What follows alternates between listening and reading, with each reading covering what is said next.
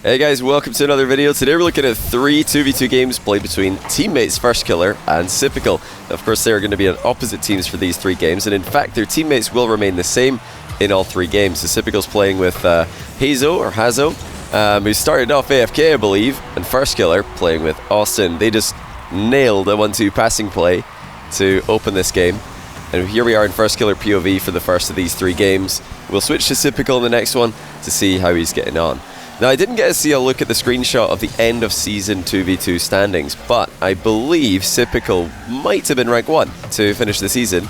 And Firstkiller is a player who's been rank 1 several times throughout the season, and I think he might have been 2 or 3 or something when Sypical was 1, or at least at the end of the season when I saw Sypical at 1. These guys really putting the time into 2s, and that's something that I expect to see continued in the run-up to the Winter Major. Lovely setup here by Austin. Again, second assist for him. Firstkiller there for the finish. They're just, I think, going to have a little bit better synergy in these games, as you would expect from 2 players who are partied up and playing together. Austin there, leaving the boost for Firstkiller. Really well done to just drive right by that one, as the ball was in the area. And Firstkiller keeping the ball in the back corner now. And again, Austin just steps out of the way to allow Firstkiller to take the possession, who then sets him up. These guys are teaming together quite well here early on. Already showing tons of synergy about when to leave boost or leave the ball for a teammate, and it is quite interesting, especially that last play that Austin left the ball for Firstkiller, who had no boost, whereas that actually turned out to be an advantage because Firstkiller could flick the ball middle for Austin to fly onto. You couldn't do that in the other order because Firstkiller, like I said, with no boost, wouldn't be able to make that aerial play. Great passing by the 2 as they dominate in game 1. Well, let's see what Sypical can get done here in this attacking play. Firstkiller coming in from goal side, blocks the direct shot. And now here comes Hazo, and he's going to get the first goal of the game, even with a broken controller, as he says. I don't know what your guys' thoughts are on when people put things in brackets in their name, whether it's broken controller, whether it's new controller, whether it's something else.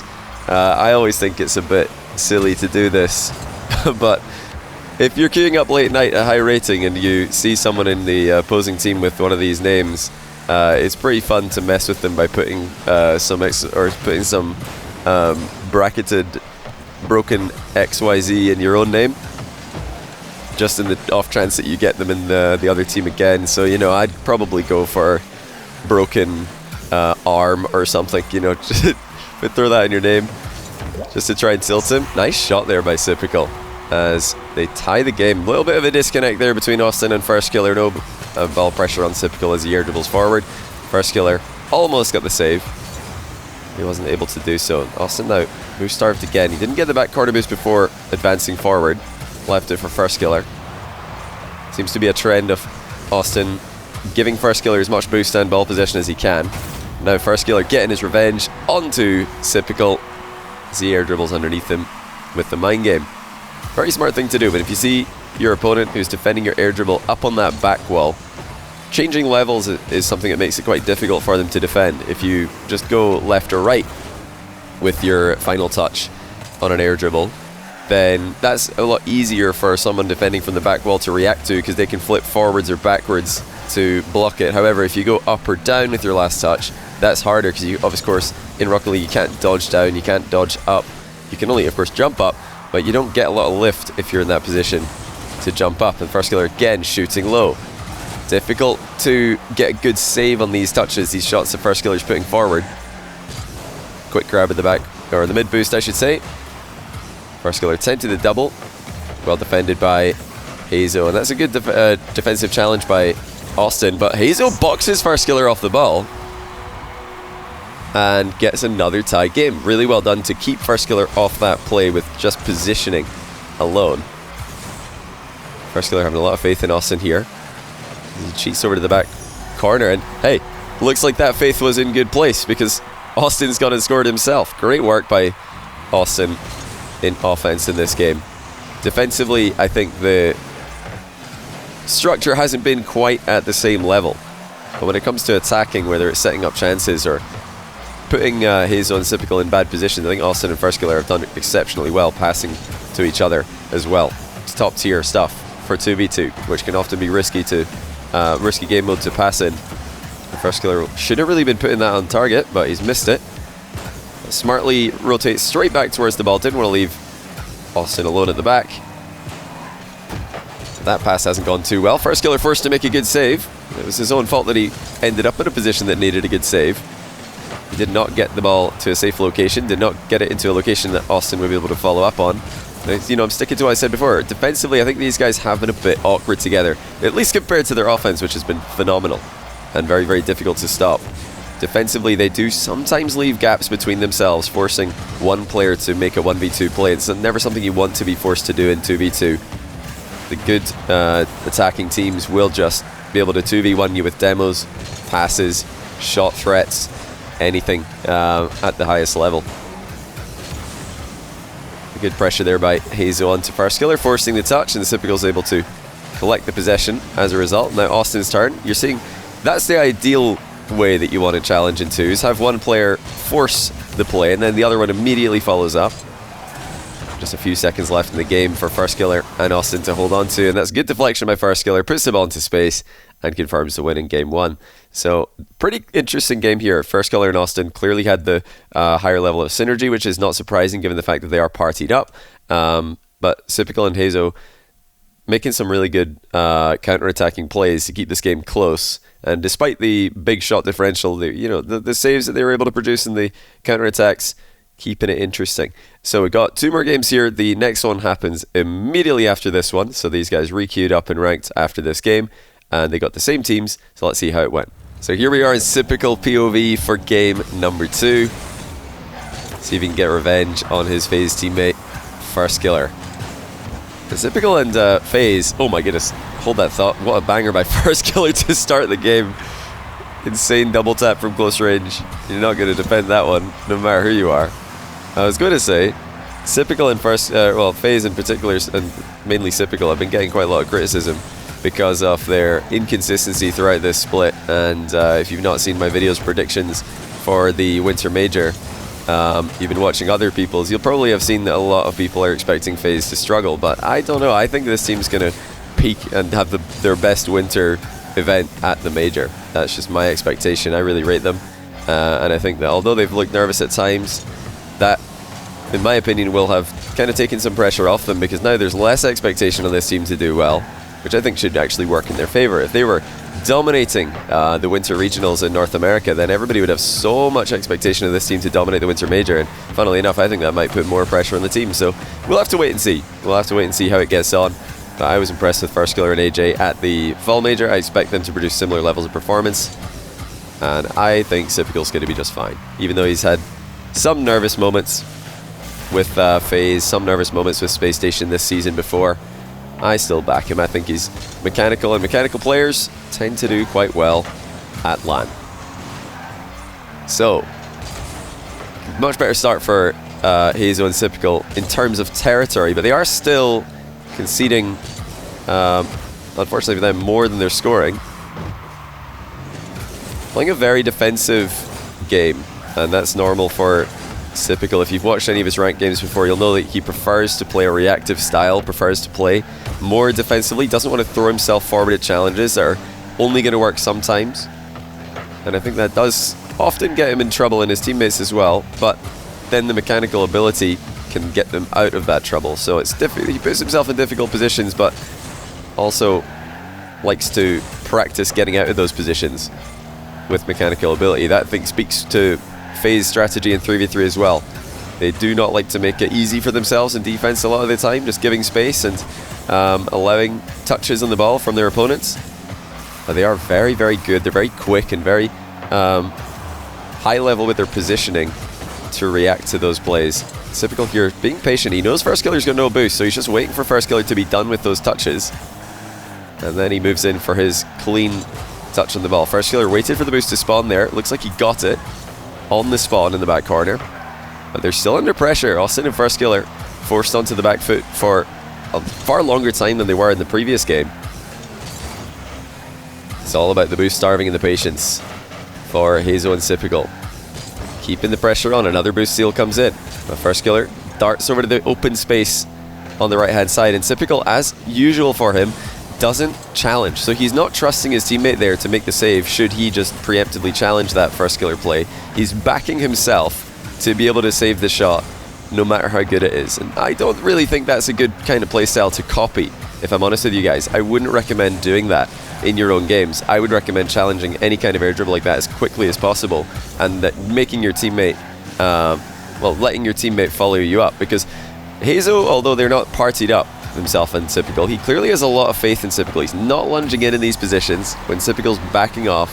He is just waiting, because he knows that although Sypical's not challenging, Sypical will cut off the play. But if you try to do that in your own ranked games, what's going to happen is your teammate's going to see you not challenging, then they're going to challenge, and then you're going to go for your late challenge, just like we saw from Sypical, not just once but multiple times this game, and then you've double committed and the other team will score. So it's kind of one of those things where Sypical can make it work, but just because he can make it work doesn't mean you should try and do it. You can do it with your pre-made teammates. You play a very reactive shadowing style, but definitely don't try this with random players. They are going to double commit with you. You're going to get scored on. Hazo and Sypical down by 2 here. They've had so much time in front of the orange net, but no goals until now. Sypical and Hazo working in that final third together. Sypical with a bump on the goalie. Hazo with a quick shot. I've not actually heard Hazo's name casted. I've been saying Hazo, but I hope that's correct. In my opinion, that would be the better sounding name to go for. Another bump coming in from Sypical, but he doesn't overcommit for it. He doesn't continue the chase once it looks to be fruitless. Such a nice pop there by Sypical. He's done that a few times this game where he quickly pops the ball over an opponent and then reassumes control of the ball. Low boost ceiling play now coming in from Sip. He doesn't want to take himself out of the game here for too long. Manages to get it past Firstkiller and also bumps Firstkiller on that landing. They're forced back again. Time is starting to run out. Firstkiller and Austin once again getting the better of Sypical. And Hazo. Oh, there it is again though. So Sypical able to get the ball past Firstkiller with a little side flip flick. And it was extremely close to being blocked by First. You saw, I think, contact on the replay there, but the server says no contact. Sypical able to get the ball through. The scores to tie a game.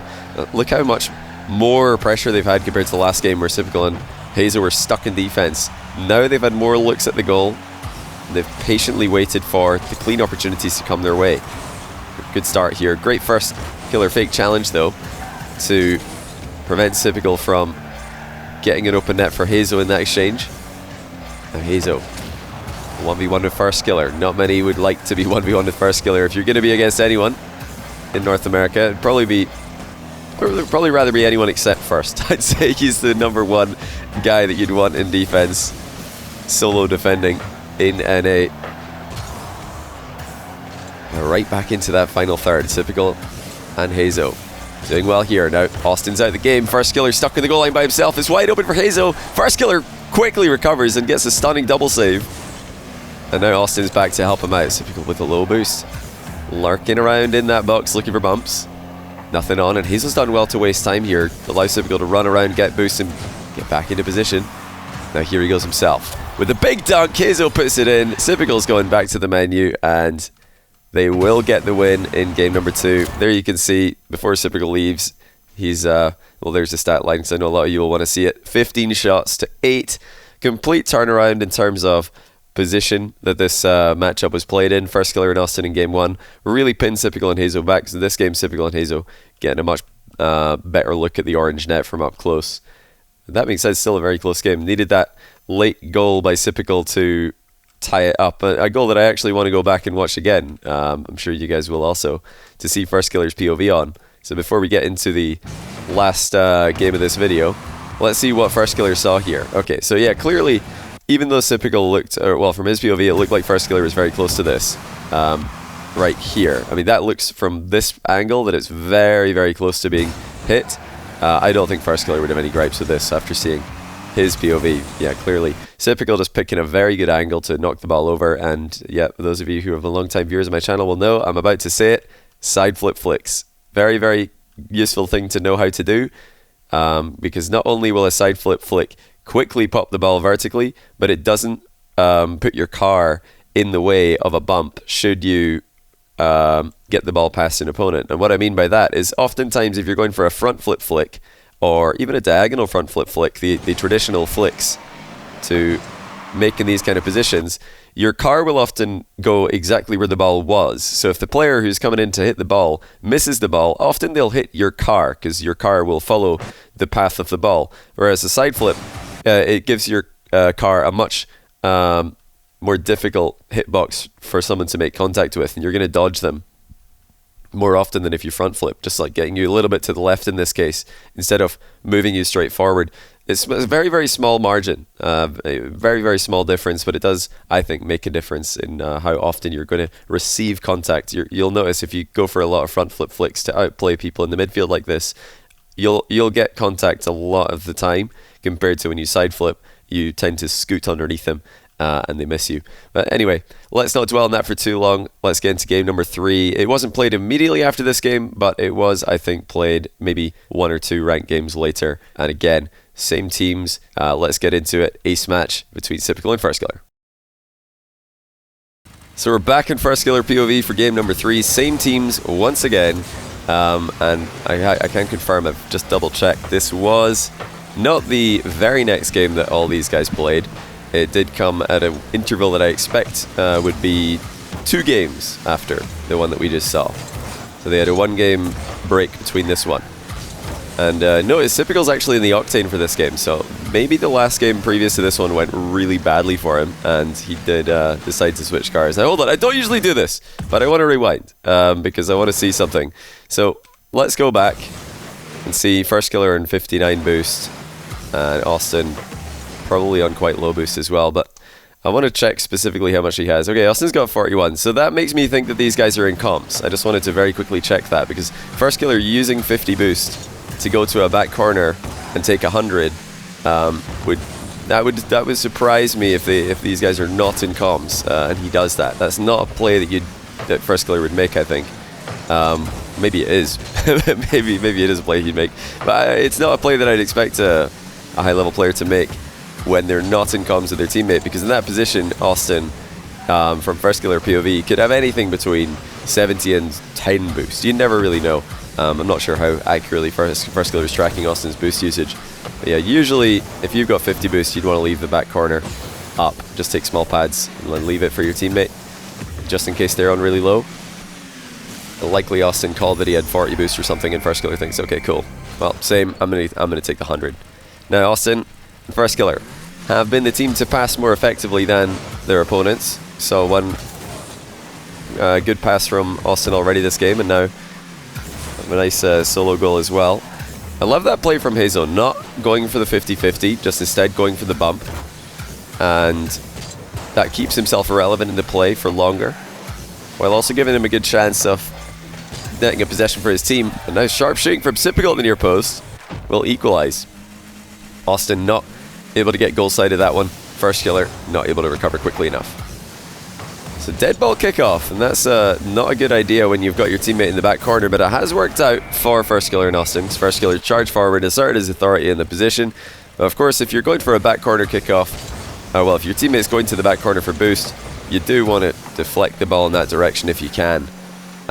Especially in twos, where the majority of random teammates, or I call Sypical and Hazel random, not because we don't know who they are, but mainly because they haven't queued up together, they're not a party.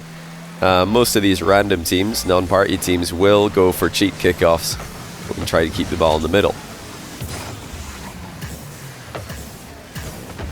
Now Austin taking a bit of a knock there. Sypical wisely running ahead of the play, taking the boost away from Firstkiller, who missed the boost steal at the other end of the field. That's going to leave Firstkiller a little bit of boost starved here, because that mid's not going to spawn yet. It's spawned right behind Firstkiller, who puts faith in Austin to be able to waste some time. Good identification there by Firstkiller, sticking around in the midfield, noticing that that back wall clear was going to come his way. That's something you want to do when your opponents are, or rather when your teammates are going for back wall clears. Try to realize where the ball's going to be heading towards. Where is their clear likely to be once they hit the ball, and try to be there to get a knock on in the midfield. Sometimes you can get a scoring opportunity. Often you can hit the ball over the entire other team and get your team into attack. So pre-jump by Sypical looked to be good, but Hazo had more momentum and does take the ball away. Now Sypical actually just left the play here, and that will leave Hazo in a 1v1. I'm going to do it again, boys. I don't always do this, but let's take a look at what Sypical saw here. Okay, so Sypical got bumped, and he just expected Hazo to make a touch. It looks like he darted away to the midfield here, expecting Hazo to go for this, but it looked to be quite awkward, so we'll watch Hazo's POV as well. Hazo gets the one touch here. Now, Sypical is thinking Hazo's going to go for this, but it bounces horrendously for him, and in fact, Hazo's just in a 1v1 with Firstkiller, so not much Hazo can do there. It was definitely a tough bounce to reach. He didn't want to fly off for an ambitious ball like that.